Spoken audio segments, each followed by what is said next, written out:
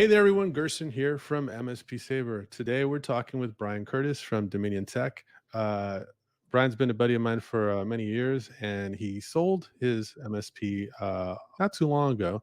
And I've been wanting to hear his story and kind of his journey and share that with everyone else. And Brian, let's hand it over to you.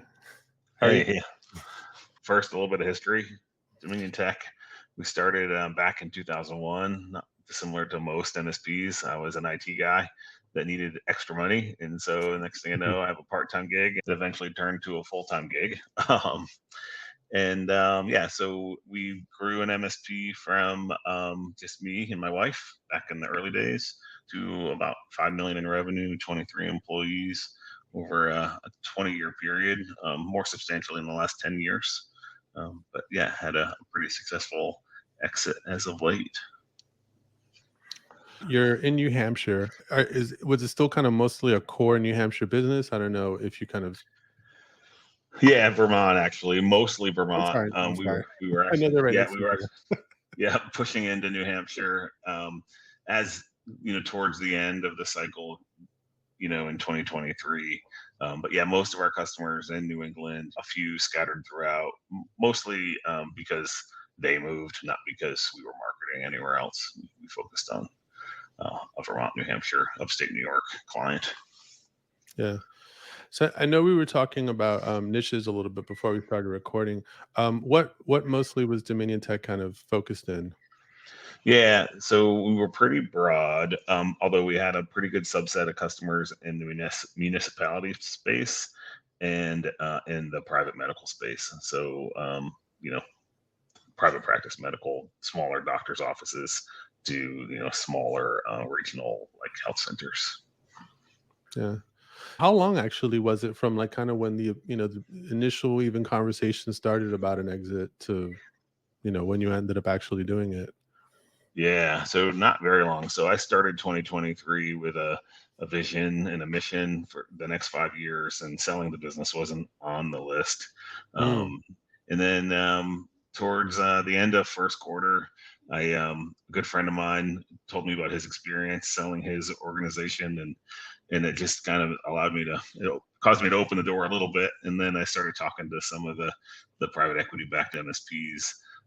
So in July is when we decided that selling was for us and that we're gonna pursue it. And then we ended up closing just about 6 months later on January 15th of 2024. So once we started the process, it took about 6 months. so did you already have like a bit of a pipeline of people that had already been kind of reaching out to you and you just went back to that, or? Yeah, so it started with the one place. Evergreen was the first place that we talked to, and that's where a couple of my friends had sold their orgs to. So we started with them, and got advice quickly that more than one offer is better than one. Right. So we started a quick journey to do that. I was fortunate enough to get connected with a broker, Linda Rose, who focuses on sell side, and so we learned some more about her, engaged in her services, and she started a process for us. We'll call it a mini process, kind of a shortened version of something maybe larger MSPs would do. But she introduced us to somewhere around 20 different acquiring companies, and got us several different LOIs to look at within 2 to 3 months after putting data together in a data room. Okay. You had 20 LOIs that you looked at? Uh, no, 20 different organizations we looked at, Okay. and then from that, I think there was 11 different LOIs we got. That organizations either we were interested enough to get an LOI, or they were interested in us, even though we didn't ask for one, if that makes sense. Yeah. So I'm curious, like, kind of how did you even look at your options? I'm wondering, like, before you even started reaching out to people, were there certain things that you just weren't even considering? Because, I don't know if it's even worthwhile just kind of maybe kind of, what are really the options these days for MSPs that are selling, right? There's platform MSPs. Mhm. I mean, I'll kind of let you, I think you're more knowledgeable than I am. So, Sure. Yeah, I mean, the vast majority are private equity backed platform MSPs. At our run rate of 5 million a year. We weren't big enough to become a platform company, but based on most standards. And then the other options we had were I didn't meet any, but I know they exist.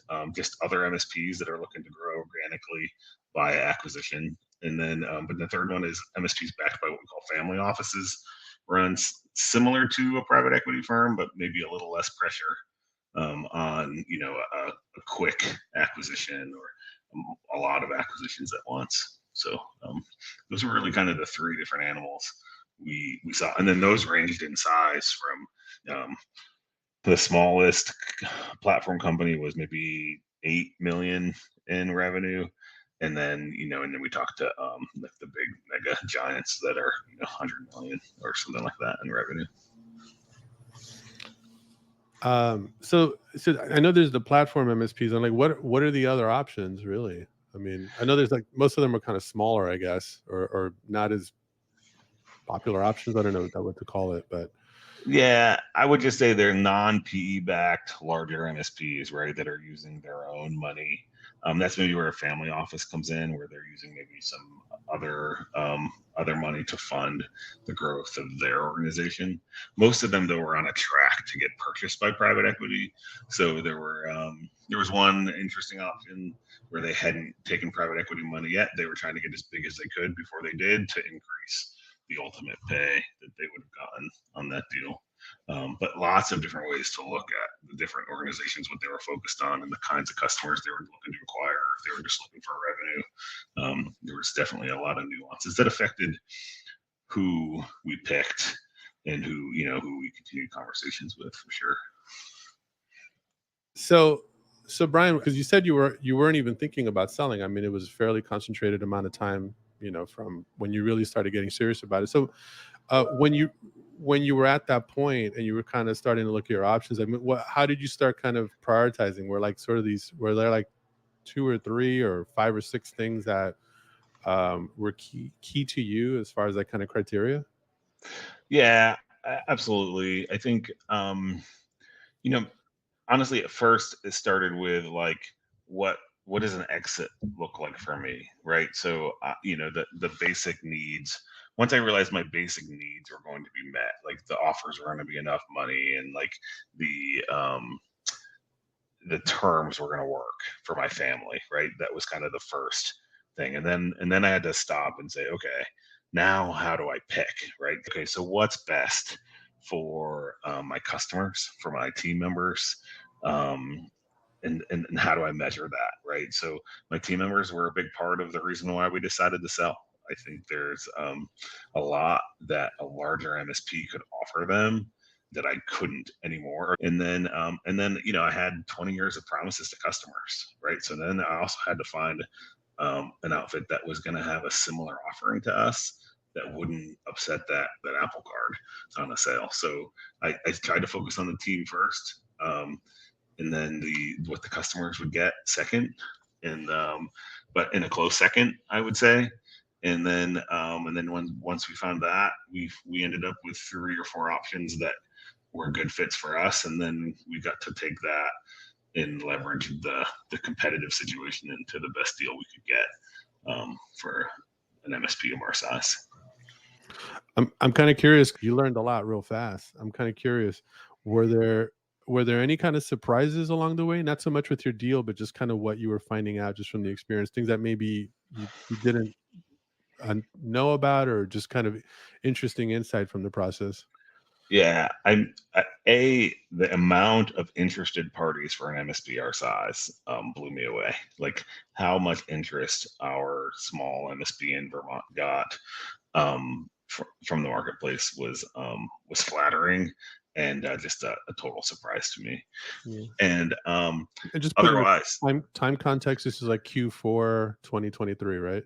it was summer 2023. Yep, Okay, yeah, summer end of 2023. Q3. Yep, Okay. it's when kind of they were all going, and I would say it hasn't slowed down. It's actually probably even picked up pace. So if people are interested in selling, it just felt like now was the time, right? Because I think there wasn't a lot of downward pressure on pricing based on interest rates, which a lot of people suspected there would be, Mhm. and that might catch up.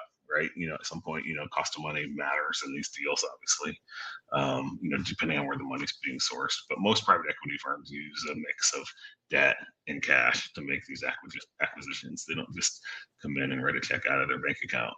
Mhm. So I learned a lot about how a deal could be financed. There were 11 different nuances and 11 different LOIs and how they were going to finance it, either from their books or earnout or less money up front, more equity, less equity, lots of variation. So that was something I learned a lot about, and what was going to fit my organization. The broker we're using did a really great job of convincing everyone to not even offer an earnout as an option. So that was pretty satisfying as well to not have so I wasn't a big fan of an earnout because, like, once I sell the business and tell the whole world it's owned by another organization, I have less and less control every day on keeping those customers happy. I I wasn't a big fan of an earnout. We did take equity. I think that was another big reason to sell now, to have equity into the new organization. If you believe in the private equity process, I've seen it, Right.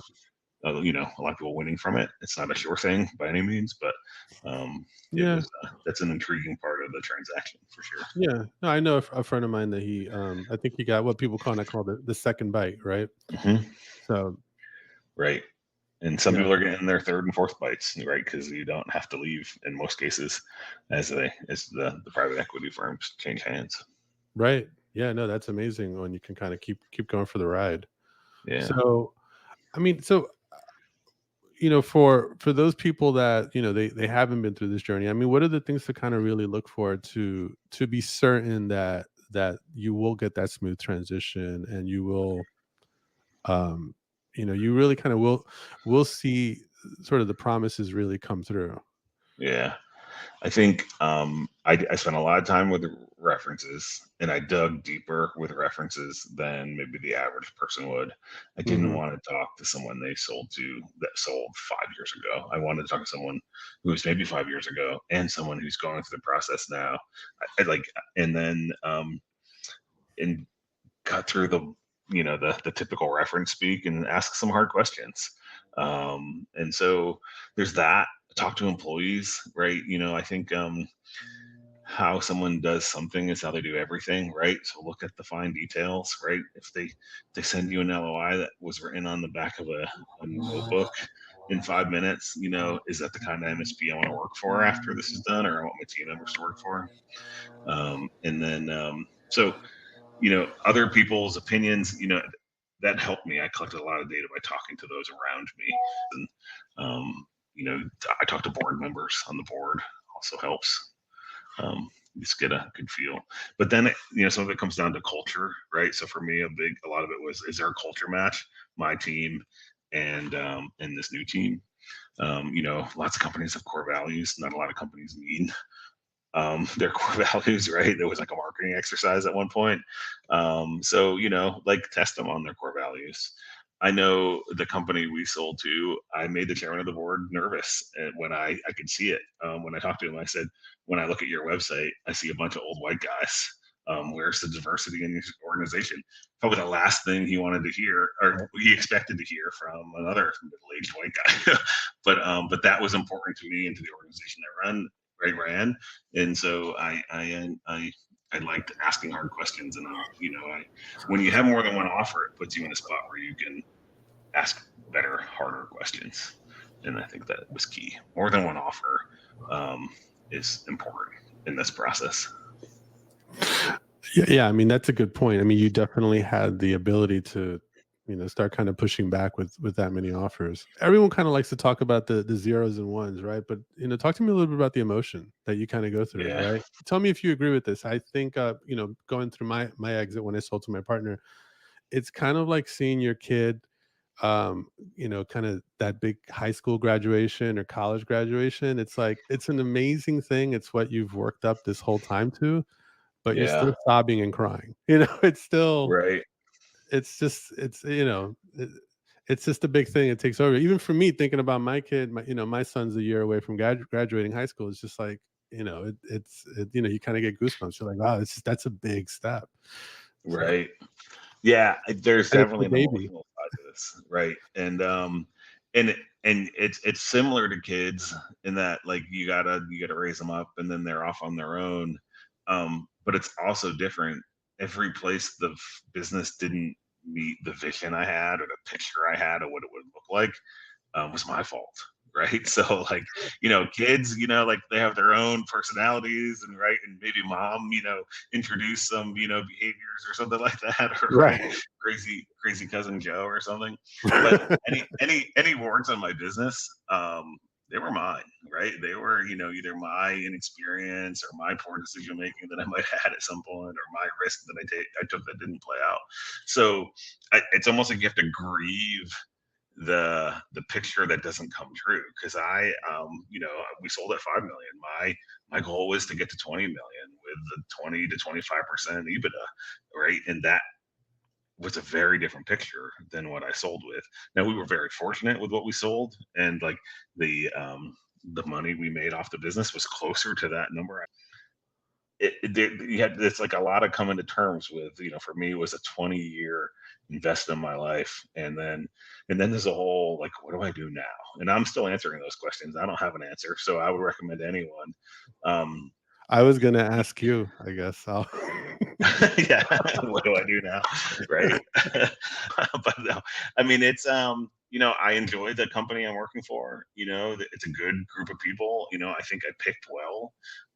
But one of the reasons why I picked well is I didn't have a plan B, ready to go. And so, there's something to be said for being able to be the guy who makes the decision. And then there's also some relief when, okay, I don't have to make this decision. I can let, the new CEO make this decision, which, I think I like in some ways. But I do, having been an entrepreneur for 20 years, miss, some of the autonomy I had, some of the, risk reward, that we have as entrepreneurs. Yeah. Yeah, I mean, I can imagine just kinda like seeing decisions made, whether they're big or small, and maybe it's not what you would have done, and you kind of just got to bite your tongue and be like, all right, what we're doing. Yeah, and that, I get a little taste for what I asked my team to do for the last 20 years, right? When I think there's a saying like, no one can order pizza better than I can. It doesn't mean I should order pizza. I can let other people make some decisions, and I can live with them. And that's Yeah. about like partnering up with um, a great MSP helps. I've been pretty blessed with VC3, and what I've gotten to experience with them. It's a great place to be. Um, is it all, roses and, fancy stuff? It's not, right. It's a big company that, is working on being better. But that's what I was doing. I didn't have a perfect company either. So how could I expect them to be perfect if they bought my imperfect MSP? And I think that's a really great way of putting it. Because I think some people, they might come in, sort of seeking out that perfect setup. And I think it's I think it's just like a lot of things in life. You kind of just have to find the one that checks off the most boxes, and the rest just sort of, adapt or figure out it kind of Right. how to move on. Yeah, it's just not realistic, right? Like, Right. like I think, we just get, especially as former IT people, right? Like we want to get to this place where it works perfectly every time. We deal with technology, but the business is people. Yeah, Um, that's the and problem there. So Yeah, it'll never be it's the perfect. problem Yeah. and the joy and the frustration, right? It's all of the above. So Yeah. yeah.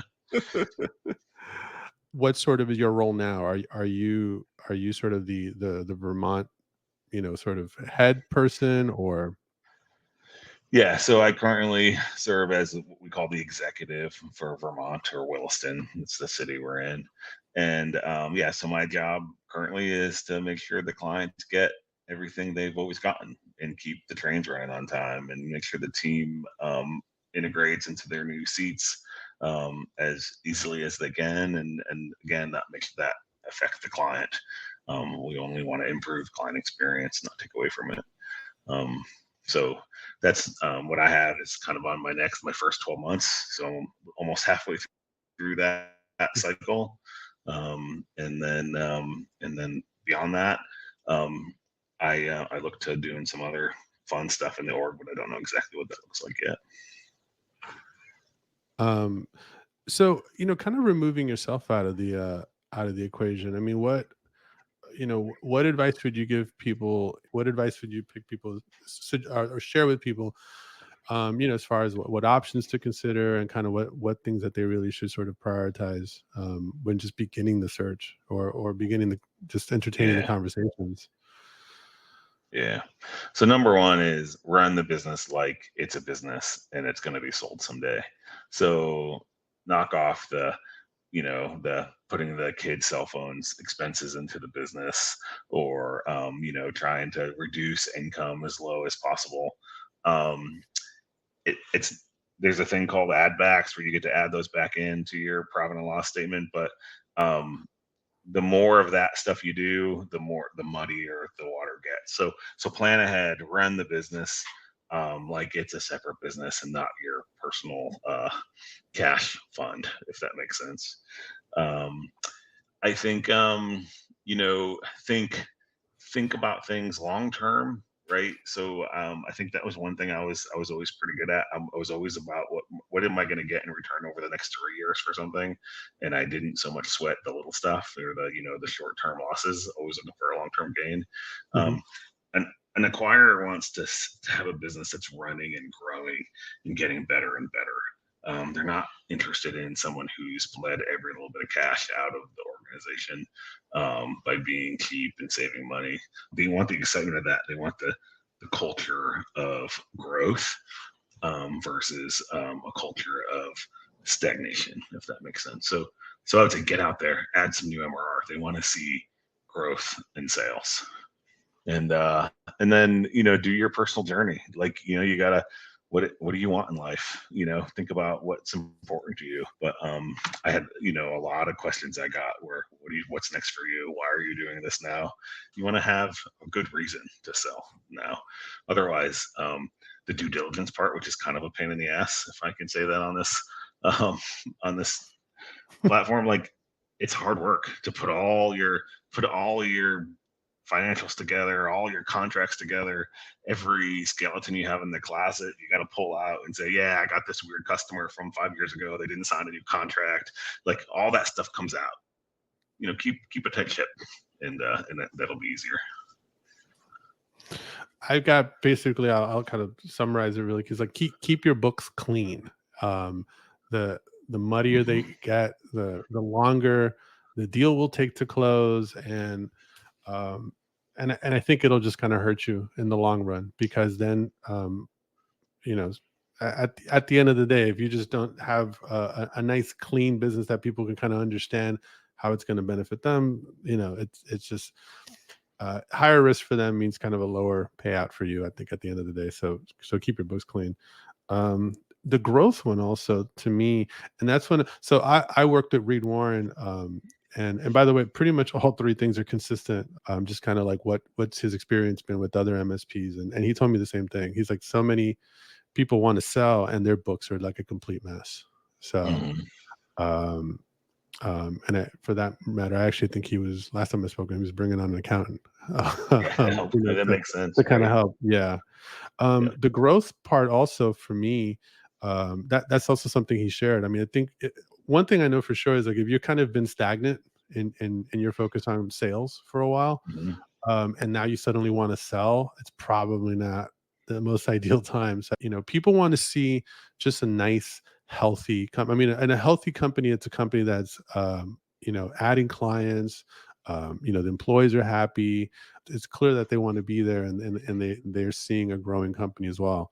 Um, just Yeah. because it really does help multiples. So if you've kind of had somewhat of a slow growth, um, your acquirer they don't have any guarantee that they can just sort of pick it up after they acquire it. So, but if you've Right. kind of got the hockey stick or the beginnings of it, again, that's less risk for them, and that's going to help you. So, and for us, that's something that it's something that helped us and helped my exit because we were on a growth trajectory. Right. for like at least the last 3 or 4 several years prior to the exit.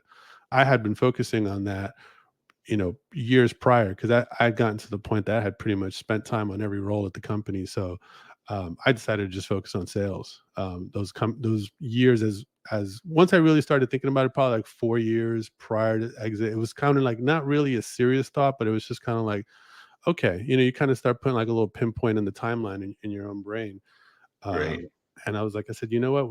That's the what's the best use of my time here? And fortunately, I had a partner that was doing a bang up job with operations. So I was like, you know what? I really just need to focus on just getting more clients in here and signing contracts. So all that was tied up. So fortunately, like I said, for me, I think I already had the beginnings of a lot of that kind of focus and kind of what you mentioned at the end, and kind of why you're selling. I already kind of had an idea of not only why, but kind of how I wanted things to look. So it's so important to just make sure the curb appeal of your business is always there. And I think to your point, it kind of proves that, you said you weren't really thinking about it, but you got that great opportunity. I think for us, I think we were probably, yeah, I think from the moment we really started talking about it, and mind you, we weren't even, we weren't dealing with outside buyers. It was just um really just, I think, a small bit of a holdup with the financing. It Mhm. was about a 6 months close as well. Yeah. Um, and it helps when you've kind of got all your ducks in a row. So I think even if you're not planning to sell, you really just want to start. I mean, unless you just started your business a year ago, then I could understand. It's Right. not that's not a priority. But otherwise, you really should be thinking um, always. Right. Clean numbers, growth, and I can sell this at any moment. So Yeah. Yeah, I think it's about adding new MRR on a consistent basis, increasing the MRR from your base.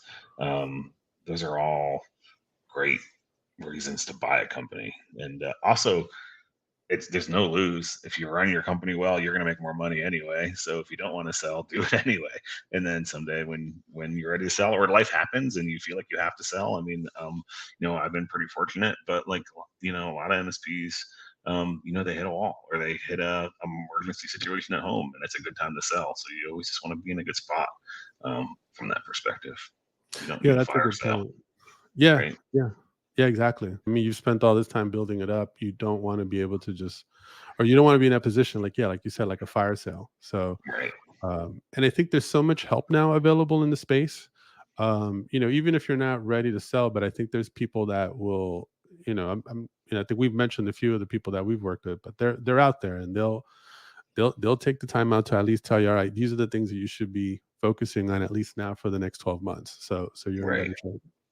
Yeah, I mean, I had several people tell me not to do this, but I got a broker. I needed someone that I could ask stupid questions to, Yeah. and not have to mess up a couple of deals that might have come through. I needed people to make introductions for me, and so every penny I spent on my broker, Linda Rose, was worth it. Mhm. I can easily see her expenses 10x from what I paid her. So just to have that, expert in your back pocket. I see some people, they hire their local family attorney or some local attorney, get an attorney that has industry experience that have done a bunch of these deals. They're very complex legal documents, and you need to be able to feel comfortable to sit and talk to them and have them explain them to you and understand them as well. So same thing, with a finance person, to get someone in your corner that understands acquisitions and not just taxes, if that makes sense. Yeah. Yeah. You definitely want it. I mean, for me, I think maybe, several years ago when a lot of these experts weren't in the MSP space, you had an excuse for that. But now there are. So you really want to make sure that someone that has the experience, because you don't really get a chance to do it. There's no do overs. You're only doing Right. this once. Yeah. Yeah. Although having an exit is addicting. I'm certainly thinking of ways I might have a second exit. I don't know what it looks like, but second bite of the apple for sure. But like, I don't know. I got to figure out what my next business venture is so I can sell it again. It was pretty fun. It was a good ride. Yeah. So Yeah, definitely. I think as we kind of wrap up here, I'm kind of curious, like where do you see kind of the market going the space got hot, basically because, there was so much zero interest money just flying around. Mhm. Um, and one thing is like the space is still hot regardless of the interest rates at this point. And Right. now I'm almost thinking, I'm like, I wonder if maybe the fact that interest rates aren't low, it kind of put pressure more on these PE companies to focus on business that are actually just turning good profits, like Mhm. regardless, you know, Right. because obviously, um, there's a lot of benefit that the acquirer, they see from their end, Mhm. despite the fact that, the money's costing them a little bit more. Right. Yeah. Yeah. I mean, I think there's a lot to say around just running a quality business. But like, so where's it going? Like, I think eventually there'll be some consolidation so the market maybe slows down. And I think at the same time, though, there's so much opportunity as I look, like as I think of myself, should I have sold, right? But like AI could transform this industry. And I know some people are like, oh my God, AI is going to ruin this industry. I'm not in that camp. I think we can use Yeah. AI to transform this industry and turn our margins higher or get clients across the globe instead of regionally and that kind of thing. And I think that will be pretty great what that does. I think we have the risk of cybersecurity. We have to do a good job at that. We have to get past the place where we're just reselling someone else's stuff and really understand that and really give our clients strategic advice because it's can't be separated from the IT world.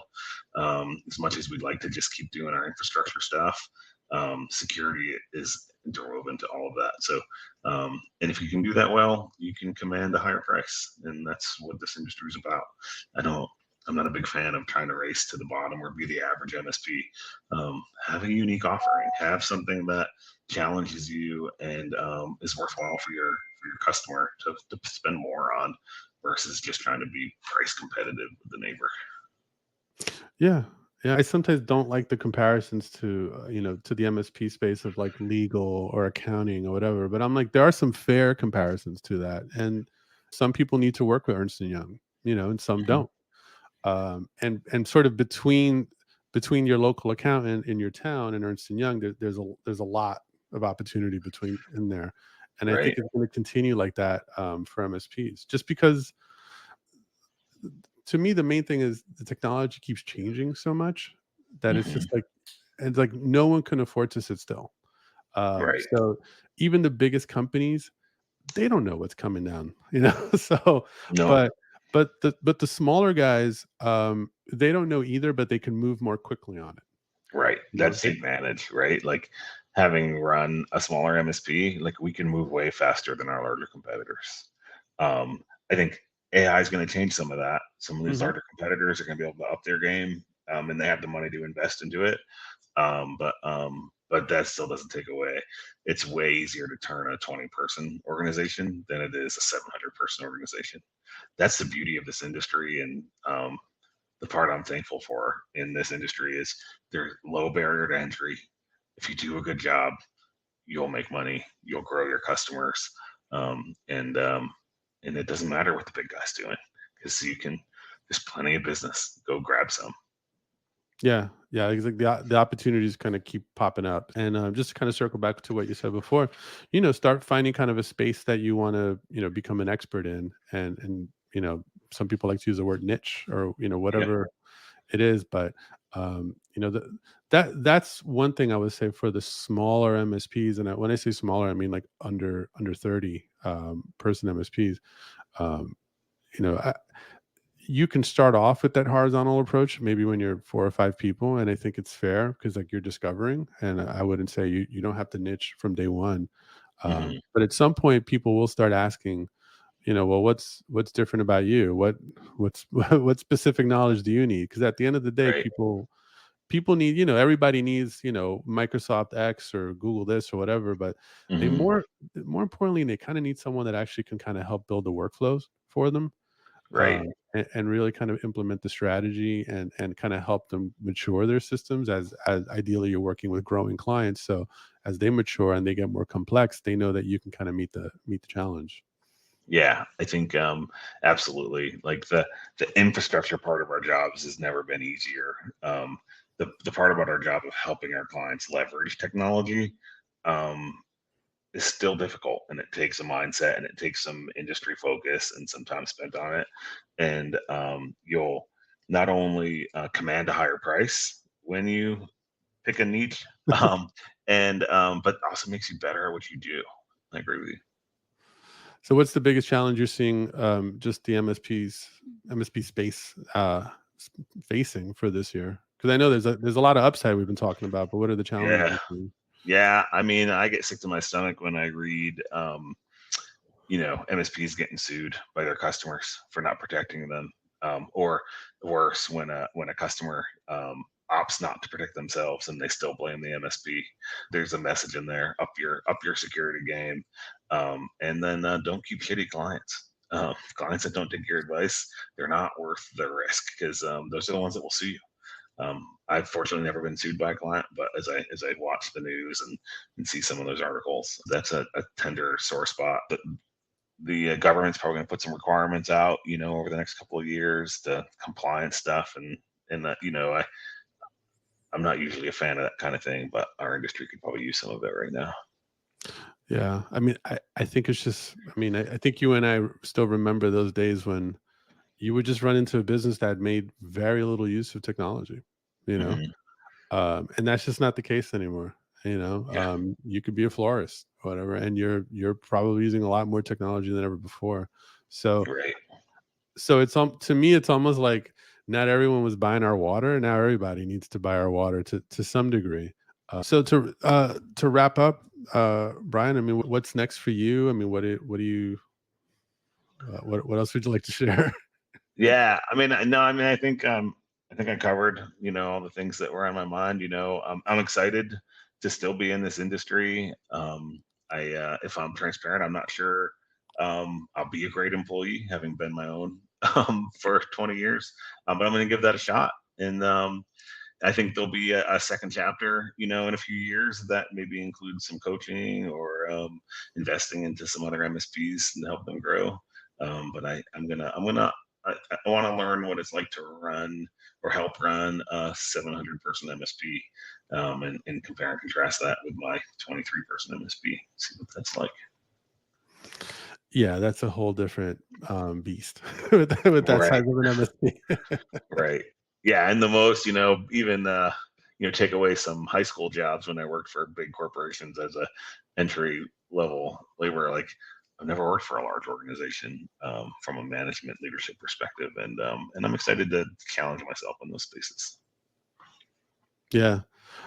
I came out of a large company into and I said, "Yeah, I think I prefer the small business, um, more," but that's me. So, Right.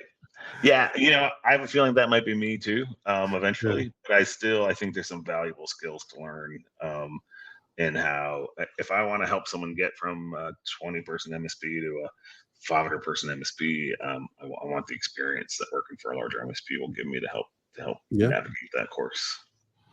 And on the flip side of it as well, I would say for the coaching, since my exit, I've had some time to just speak with, MSPs that are still, much earlier in their journey, and it's amazing how you see, a lot of the issues are still there. Yeah, Things are different for sure, but a lot of the issues are just kind of growing an MSP and prioritizing things that as you're growing, it's still the same.